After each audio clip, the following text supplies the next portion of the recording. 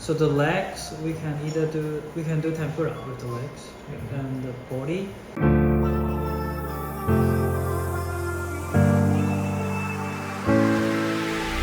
Hi, my name is Phoenix and this is TFL Design. It seems I've been making videos every 2 weeks instead of weekly, but that's by accident. Last week, my house guest finally left, giving me time to put together this video.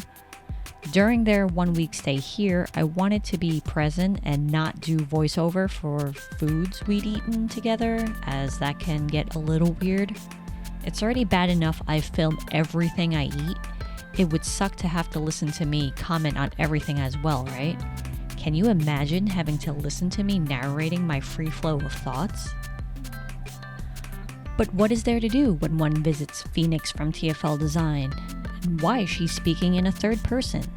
Well, first, if you're not a foodie, we don't have much in common. If you're not willing to try a new restaurant with me, I'm sorry, we can't be friends. We can be like work associates, friendly acquaintances, or that person you begrudgingly make eye contact with and nod silently at while walking down a narrow hallway. But we cannot be friends. Why?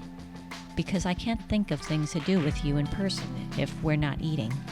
I mean, online gaming friends is one thing, but if you're content with just a regular ham sandwich and not adventurous enough to try medium rare steak, I can't even relate to you.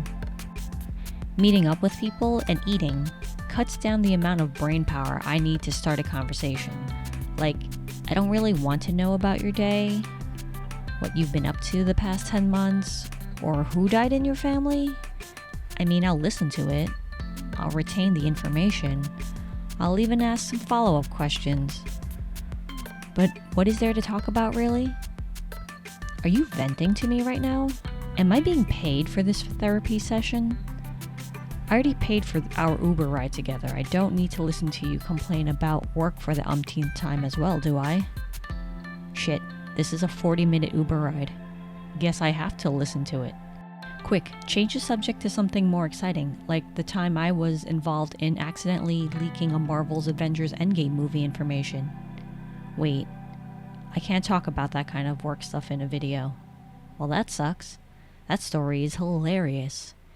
Guess I'll have to continue listening to your thrilling story about your CEO's wife taking over your department. Nepotism, am I right? Oh, you're still talking. It's about you again. Damn, I hope our driver doesn't miss the exit. I don't want to sit in this car any longer than I have to and listen to... Oh, we missed the exit. Wait, no. He's crossing over 3 lanes without signaling to get on the off-ramp in time. Somehow we're not dead, but there are some angry honking happening behind us. I bet now we're a story in someone else's boring day. This 8-second event will now become a quiet whispering conversation for us until we get to the restaurant. And I'm sure there will be more discussion about it while we're at the restaurant. Nervous laughter, near-death experience.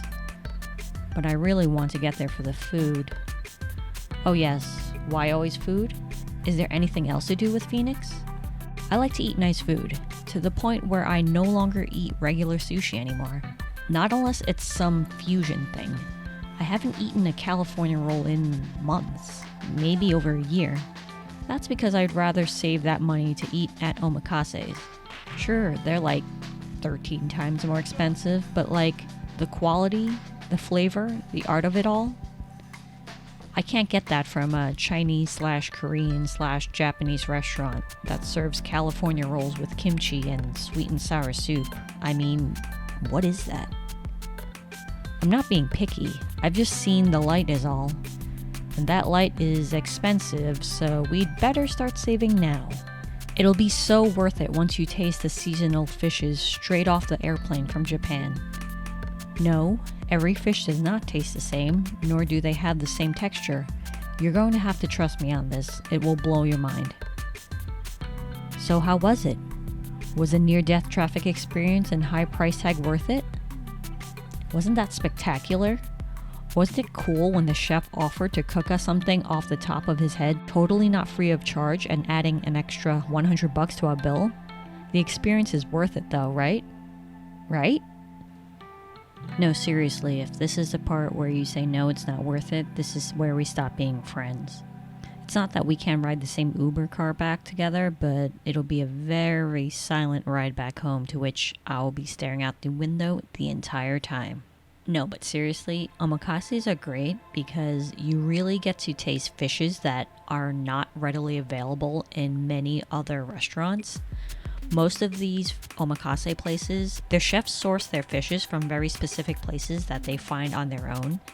And if it's not something that's like super available in the country, they will actually have to go to Japan themselves and find a provider that are willing to ship like even 1 or 2 pieces of a certain item over.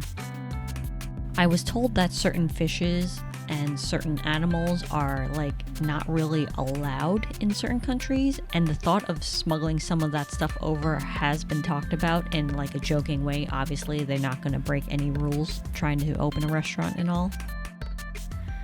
But it is interesting getting the chef's perspective on certain animals, texture and taste and everything, especially on meats and fishes that we've never tasted before, such as whale, which I really don't have an interest in only because I'm not in love with the whaling industry. But then again, we're probably not treating a lot of other animals great that live in the sea either, so I can't be too hypocritical.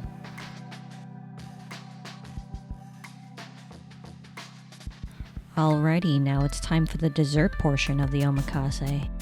I bet you didn't think that this place that specializes on making sushi also makes their own ice cream mochi. Didn't see that coming now, did you? They make desserts too.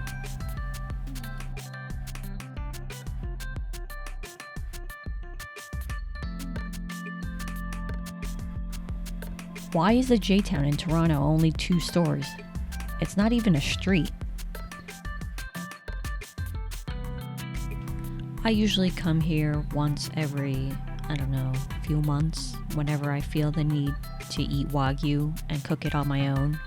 Either to do like steak, donburi, or even sukiyaki. Whatever the season calls for.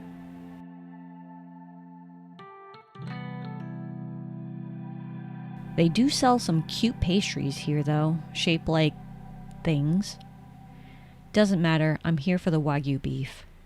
Time to make some donburis and add to our constipation. Did we eat any fiber this week? I mean, all that red meat can't be good for us, right? If we eat beef every single day.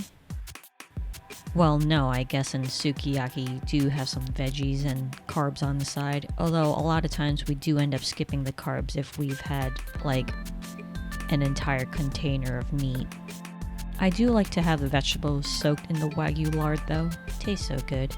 But what else is there to do with Phoenix? I bring us to the range to shoot guns together, obviously. Duh.